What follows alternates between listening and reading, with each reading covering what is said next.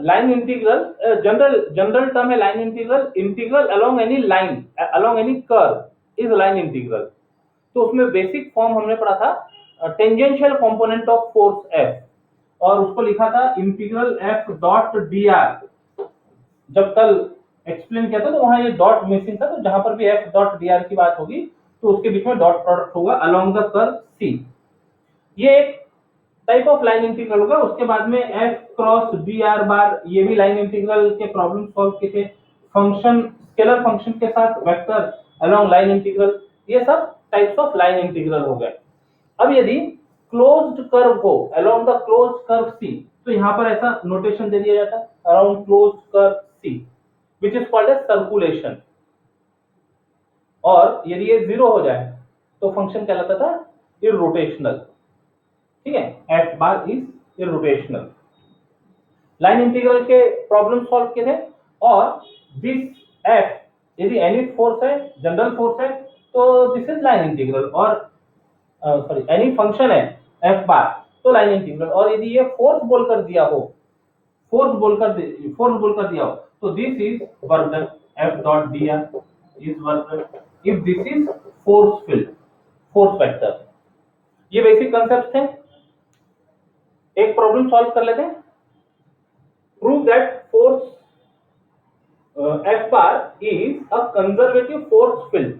अब conservative force field, तो एक डेफिनेशन था कि यदि मान लो जो पाथ सी है ये इंडिपेंडेंट ऑफ पाथ हो ज्वाइनिंग ए एंड बी, तो it is called conservative force field. और if curl of this force, curl of this vector F is zero vector, then also this is conservative force field. तो वो part curl से conservative show करना आसान होता है, तो ये वेक्टर का हम कर्ल फाइंड करेंगे। एक बार कंजर्वेटिव हो जाए, मतलब एफ बार का कर्ल एक बार जीरो वेक्टर हो जाए, तो we say that F bar is conservative.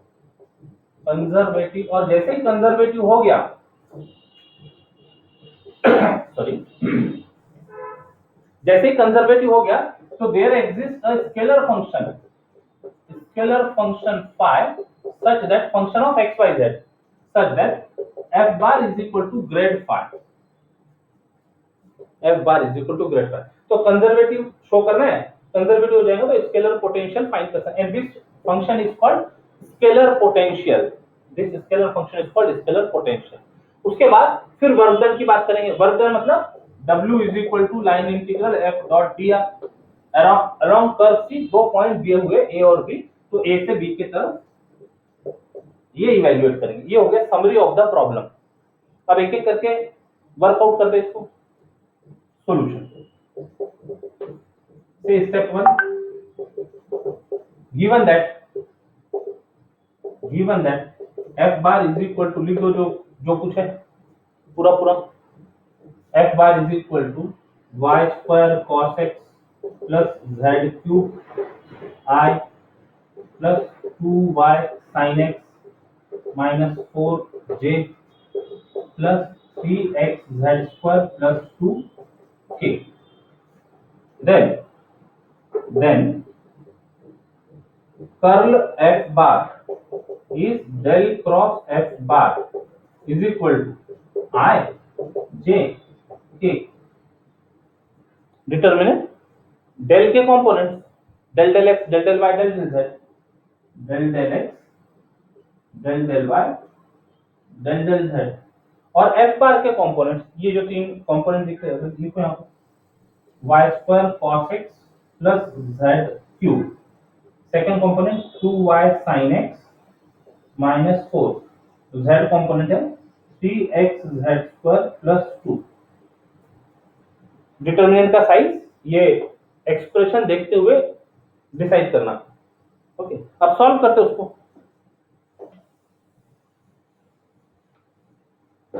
This implies curl f bar is equal to I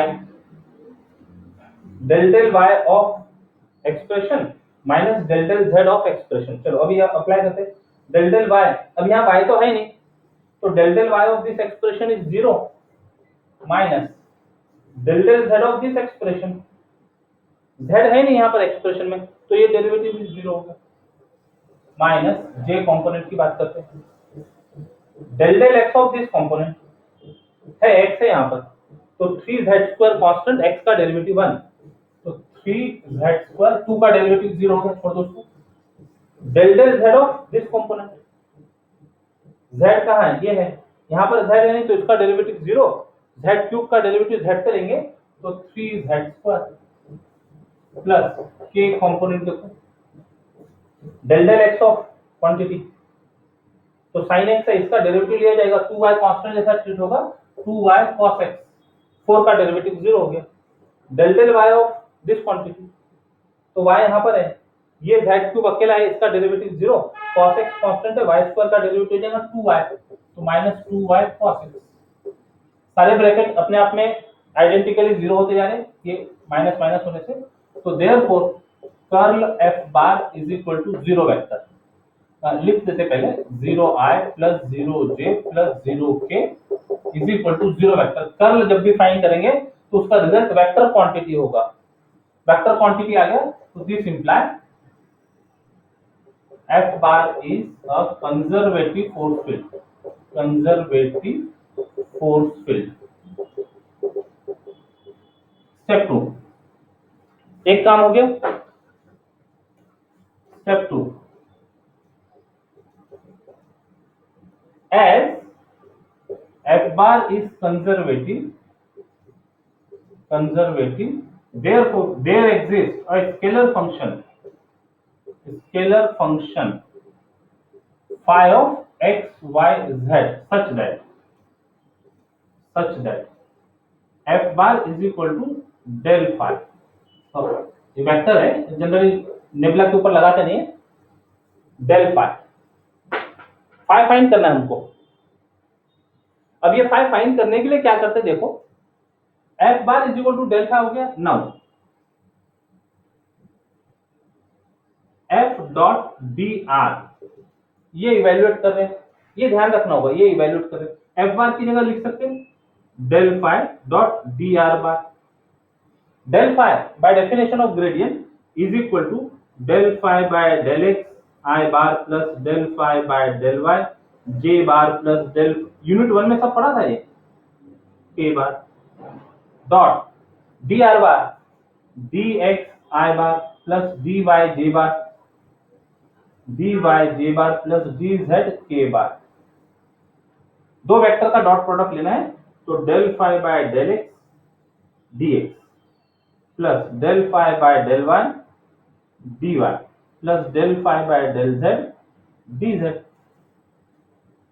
dot product आ गया। अब इसको यदि ऑब्जर्व करें तो फाई के रेफरेंस में, phi is function of x y z, तो इसके रेफरेंस में this is nothing but differential of phi, differential of phi D phi, f dot dr is equal to D phi. अभी phi find नहीं हुआ है, ठीक है, अब फाई को फाइंड करने के लिए काम करेंगे, तो f dot dr is equal to D phi तक क्या आ गए। अब D phi is equal to f dot dr में जो हमारा वेक्टर f है उसको यूज करते हैं और देखते कैसे आगे वो सॉल्व होगा।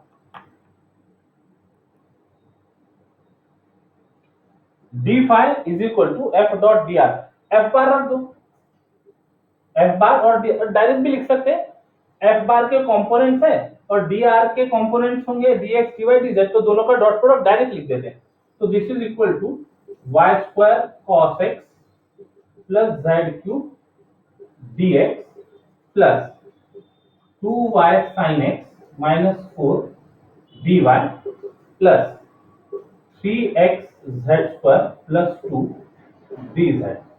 ठीक है, f के कंपोनेंट्स का प्रोडक्ट dr बार के कंपोनेंट्स के साथ डॉट प्रोडक्ट लेना है, तो dx इसके साथ आ गया, dy इसके साथ आ गया, dz इसके साथ आ गया और उन सबका एडिशन।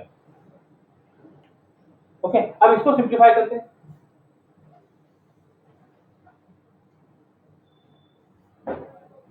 तो दिस इज इक्वल टू, तो पहले तो ब्रैकेट ओपन करना होगा, तो y² cos x dx। अब y² cos x dx तो यहाँ फंक्शन ऑफ y है और x है, तो अब इसके साथ में dy वाली टर्म क्या हो सकती है एक्सप्रेशन में से, वो देख लो। तो dy के साथ में 4 है और dy के साथ में 2y sin x है, तो 2y sin x काम करेगा, वो इसके साथ लिख लेते plus 2y sin x dy, एक ब्रैकेट में दे दिए इसको, plus next term is z square dx। अब z और x है तो z स्क्वायर dx है, तो dz की टर्म कहाँ है ये भी देख लो, dz की टर्म के साथ x वाली टर्म देखना है, एक तो 2 वाली टर्म भी है और x की टर्म है, तो ये ले लेते हैं प्लस 3xz स्क्वायर dz। तो ये टर्म कवर हो गई, ये टर्म कवर हो गई, ये टर्म कवर हो गई, ये टर्म कवर, अभी बचा क्या माइनस 4dy और प्लस 2dz इतना बचा, दिस इज इक्वल टू। अब इसको यदि ठीक से ऑब्जर्व करें तो देखो यहाँ डिफरेंशियल ऑफ x है और y स्क्वायर अपनी जगह, तो इसको ऐसा कह सकते हैं कि y स्क्वायर और ये कुछ फंक्शन का d हो गया, कौन से फंक्शन का sin x का, तो sin x का d बोलने से क्या है cos x dx, यानी पहला फंक्शन y स्क्वायर और दूसरा फंक्शन sin x से d होगा, तो first d of second plus second d of first y square का d 2y dy, तो ये जो ब्रैकेट है this bracket can be written as d of y square sin x। Check करो, first d of second y square cos x dx plus second d of first 2y dy, वो bracket reduce हो गया differential form में, plus इसको देखो z square dx, तो x second function रहा होगा, फर्स्ट d ऑफ सेकंड यानी z square x plus second d of first z cube है, ये z क्यूब है, दिस इज z क्यूब, तो this is d of z cube into x। Check करो, first d of second plus second d of first, 3z square dz, सही है। Minus 4 dy, तो इसको लिखा जा सकता है minus d of 4y, 4 constant d of 5, इसी तरह से 2dz can be written as d of 2z, 2 constant d of z।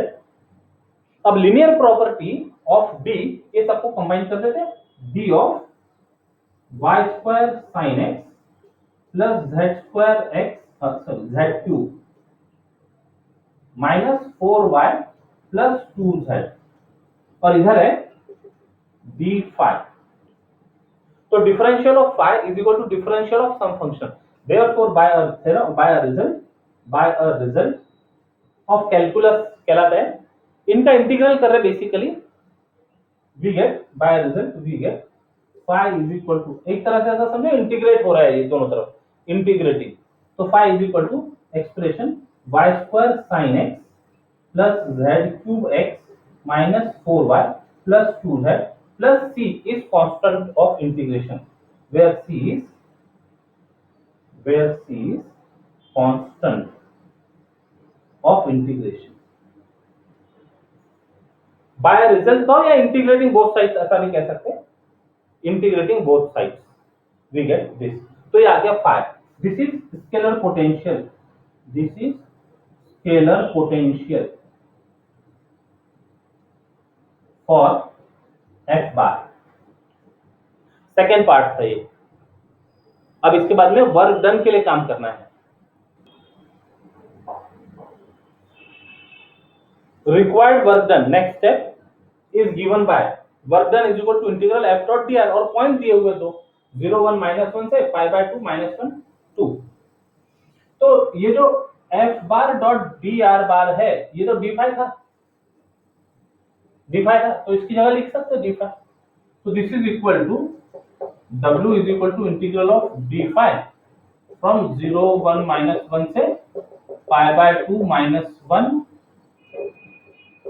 2 and integral of d5, definite integral की बात कर रहे हैं, पॉइंट्स है, तो ये बचेगा 5 विथ लिमिट, तो this is equal to phi of x y z, जो भी फंक्शन होगा इसका लिमिट 0 1 -1 से π/2 -1 2, phi हमने फाइंड किया हुआ है, phi ये फाइंड किया हुआ है, ये भी पूछा था आंसर, तो इसमें से जो फंक्शनल पार्ट है इतना ले लेते हो, उस पर लिमिट की बात करेंगे, तो therefore w is equal to y square sin x plus z cube x minus 4y plus 2z 0 1 -1 और ये pi by 2 -1 2। Upper limit put करो पहले,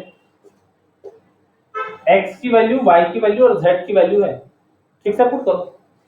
x की वैल्यू पाई बाय 2, y की वैल्यू -1 का square 1 sine of pi by 2, z is 2, तो 2 का cube हो गया, 2 का क्यूब यानी 8 इंटू एक्स यानी पाई by 2 minus 4 times y, 4 times -1 plus 2 times 2, 2 times 2।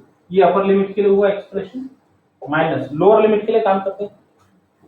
Lower limit x की वैल्यू 0 साइन 0 है ना, साइन 0 0 हो गया, x की वैल्यू 0 तो ये सेकंड टर्म भी 0 हो गई, y की वैल्यू 1 तो प्लस नहीं माइनस है, -4, z की वैल्यू -1 है तो ये आ गया -2। अपर लिमिट के लिए ये ब्रैकेट, लोअर लिमिट के लिए ब्रैकेट, ठीक करो उसको। साइन पाई बाय 2 इज 1, ये रहा 4 पाई, ये -4 प्लस 4 कैंसिल हो गया, ये तो बचा क्या -6 plus minus of minus plus हो गया, नहीं ये प्लस है ना, अरे ये 4 4 का 8, 4 प्लस 4 8 हो गया, और ये आया -6, बाहर माइनस है तो +6, तो 8 प्लस 1 9 प्लस 6 15, तो therefore work done is equal to 15 plus 4 pi units. This completes the solution.